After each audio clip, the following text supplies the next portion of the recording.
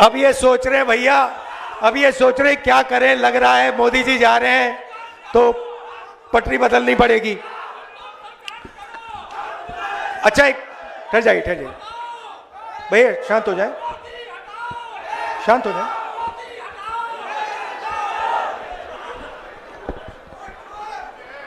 बड़ा जोश है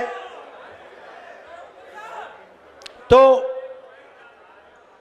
सबसे पहले यहां आप गर्मी में आए, मेरी बात सुनने आए, इसके लिए दिल से आप सबको धन्यवाद करता हूं। और मुझे काफी चेहरे पहचान में आ रहे हैं, तो आप सबका बहुत बहुत नमस्कार। पता नहीं आपने आज मोदी जी का वीडियो देखा नहीं देखा? देखा? व्हाट्सएप यूनिवर्सिटी वालों ने देखा? वो इटली की राष्ट्रपति मेलोनी है, उनको नरेंद्र मोदी जी टॉफी खिला रहे हैं। रील बनाई है, हिंदुस्तान के प्रधानमंत्री इटली के प्रधानमंत्री को, मेलोनी को मेलोडी टॉफी दिए हैं। हेलो, हाँ, जाने से, हेलो, माइक तो ठीक करो भाई। जाने से पहले हिंदुस्तान में भाषण दिया, जाने से पहले कहा, इटली जाने से पहले, मेलोनी जी से मिलने से पहले उन्होंने हिंदुस्तान से कहा कि देखो आर्थिक तूफान आ रहा है, कम पेट्रोल का प्रयोग करो, सोना मत खरीदो, इलेक्ट्रिक गाड़ी खरीदो और विदेश में दौरा मत करो। और फिर उसी के एक दिन बाद 3-4 हजार करोड़ रुपए के हवाई जहाज में नरेंद्र मोदी घुसे, इटली की ओर गए, जेब में टॉफी ले गए और वहां की प्राइम मिनिस्टर को उन्होंने मेलोडी टॉफी खिलाई। अब देखिए ये क्या देश की जनता के साथ क्या खिलवाड़ हो रहा है। मतलब देश में पेट्रोल की कमी, गैस की कमी, बिजनेस बंद हो रहे हैं, फैक्ट्रियां बंद हो रही हैं, महंगाई बढ़ती जा रही है, किसानों को खाद नहीं मिलेगी, पूरा का पूरा इंडस्ट्रियल सिस्टम हिलेगा। समय आने वाला है, ईरान ने, अमेरिका और ईरान की लड़ाई हुई, उसने हॉर्मुज को बंद कर दिया, 20% तेल मार्केट से हट गया और नरेंद्र मोदी एकदम मेलोनी जी के पास जाते हैं, उनको टॉफी खिलाते हैं और ऐसे रील बनाते हैं। अब देखना, नोटबंदी के बाद नरेंद्र मोदी ने रोते हुए कहा था, मुझे फांसी पे चढ़वा देना अगर काला धन खत्म नहीं हुआ। याद है आपको?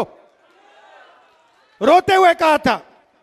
कोविड के समय लॉकडाउन कर दिया, मजदूरों को मरवा दिया, किसानों को खत्म कर दिया, हाथ जोड़ के रोते हुए कहा, मुझे फांसी पे चढ़ा दो, मुझे फांसी पे चढ़ा दो।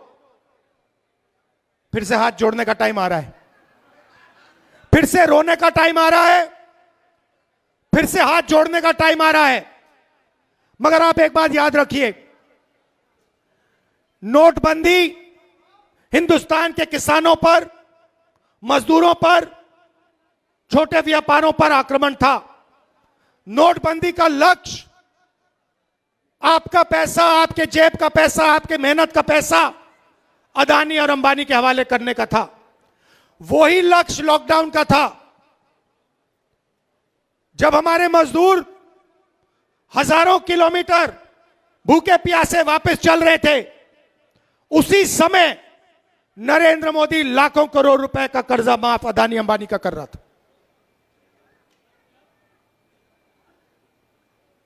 अब देखिए इन्होंने क्या किया है। पब्लिक सेक्टर को खत्म कर दिया, सारी की सारी छोटी कंपनियों को नोटबंदी गलत जीएसटी से मार दिया, किसानों को कमजोर कर दिया, बेरोजगारी पूरे देश में फैला दी। और अब आर्थिक तूफान आ रहा है, और ऐसा तूफान आ रहा है जो हिंदुस्तान ने पहले नहीं देखा है। क्यों? क्योंकि हमारा तेल हॉर्मुज से आता है, हमारा तेल हॉर्मुज से आता है और हॉर्मुज को बंद कर दिया गया है। और नरेंद्र मोदी चुनाव से पहले कहते हैं तेल की कोई कमी नहीं, गैस की कोई कमी नहीं, पेट्रोल की कोई कमी नहीं, सब कुछ ठीक है। मैं 2 महीने से कह रहा हूं, पार्लियामेंट में कहा, भाषणों में कहा, 2 महीने से कहा कि देखिए आर्थिक तूफान आ रहा है, किसान को, मजदूर को, युवाओं को, माताएं बहनों को जबरदस्त चोट लगने जा रही है। बीजेपी वाले मेरा मजाक उड़ाते हैं। नरेंद्र मोदी ने जो करना था पिछले 3 महीने में, जो आपकी प्रोटेक्शन करनी थी, जो दीवार, आर्थिक दीवार खड़ी करनी थी आपके लिए, वो उन्होंने नहीं की। उल्टा वो जाकर मेलोनी जी के साथ टॉफी खा रहे हैं और वीडियो बना रहे हैं, वीडियो बना रहे हैं जैसे मजाक चल रहा है। वापस आएंगे, आप देखना क्या होता है। वापस आएंगे, आर्थिक तूफान आएगा, गरीब लोगों को चोट लगेगी, किसानों को खाद नहीं मिलेगी, पेट्रोल डीजल के दाम आसमान तक पहुंच जाएंगे, महंगाई बढ़ेगी। उसके बाद नरेंद्र मोदी हाथ जोड़ेंगे, कहेंगे भाइयों और बहनों मुझे फांसी पर चढ़वा दो। रोएंगे, कहेंगे मेरी गलती नहीं है, अगर मेरी गलती है तो मुझे फांसी पे चढ़ा दो, कहेंगे, आप देखना। तो मेरा कहना है कि उनका काम अर्थव्यवस्था की रक्षा करना है, उनका काम देश की रक्षा करने का है, उनका काम अदानी और अंबानी। भैया गर्मी है, डिस्टर्ब मत करो, गर्मी है, डिस्टर्ब मत करो, लोगों का मूड खराब हो जाएगा, वो आपके नारे सुनने नहीं आए हैं। तो उन्होंने क्या किया है पिछले 12 साल में? देश की रक्षा हमारा संविधान करता है, हमारी संस्थाएं करते हैं, हमारे इंस्टीट्यूशंस करते हैं, इलेक्शन कमीशन करता है। मैंने मीडिया के बारे में मजाक उड़ाया, मगर इनकी जिम्मेदारी लोकतंत्र की रक्षा करने की होती है। नरेंद्र मोदी जी ने पिछले 12 साल संविधान पर आक्रमण किया है, हमारी सारी की सारी संस्थाओं को नष्ट किया है। आरएसएस के लोगों को हर यूनिवर्सिटी में वाइस चांसलर बनाया, इलेक्शन कमीशन को पूरा कंट्रोल किया, वोट चोरी का सिस्टम बनाया, जुडिशरी पर दबाव डालकर, उनको डराकर उन्होंने अदानी अंबानी की पूरी मदद की। और अब मुश्किल क्या है कि अब अदानी अंबानी देश को नहीं बचा सकते, अब नरेंद्र मोदी देश को नहीं बचा सकते हैं। अब सिर्फ हिंदुस्तान का किसान, हिंदुस्तान का मजदूर, हिंदुस्तान का युवा इस देश को बचा सकता है। और आपके इन्होंने हाथ बांध दिए हैं, आप सबके हाथ बांध दिए हैं। जो आप पहले मेहनत करते थे, फैक्ट्रियों में काम करते थे, पब्लिक सेक्टर में काम करते थे, यह हिंदुस्तान की स्ट्रेंथ थी, इन्होंने इस सब को खत्म कर दिया है। अब भी मैं इनसे कह रहा हूं कि टॉफी बांटना बंद करो और एक्शन लेना शुरू करो। किसानों को खाद नहीं मिलने वाला है, खाद की सप्लाई की तैयारी करो।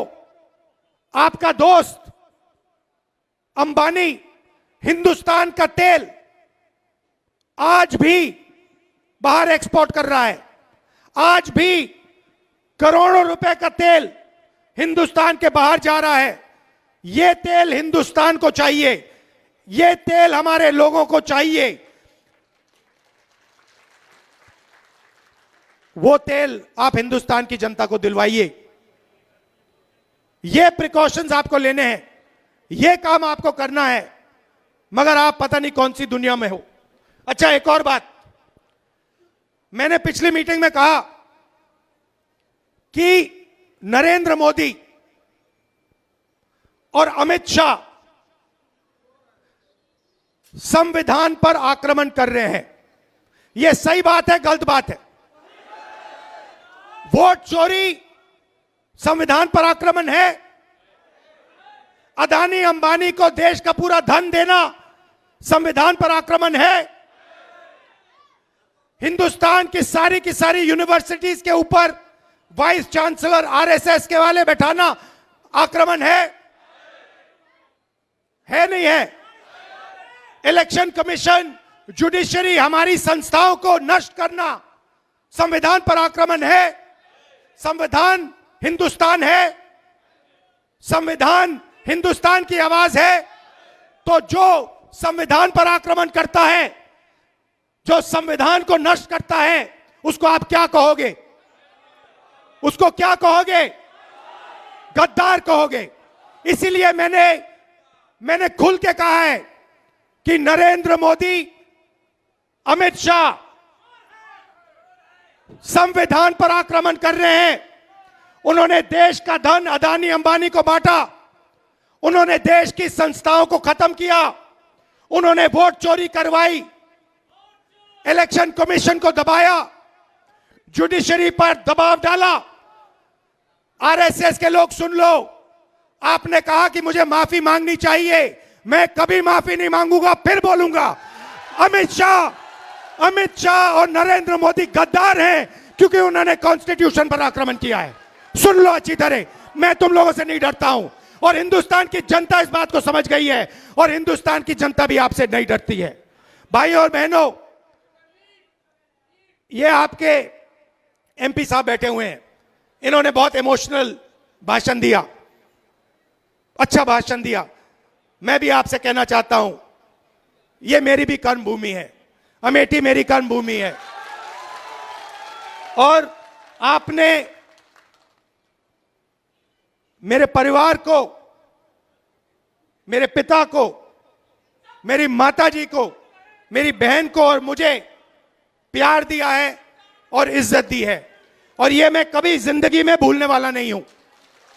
हमारा पारिवारिक रिश्ता है, पारिवारिक रिश्ता है, प्यार का, मोहब्बत का रिश्ता है।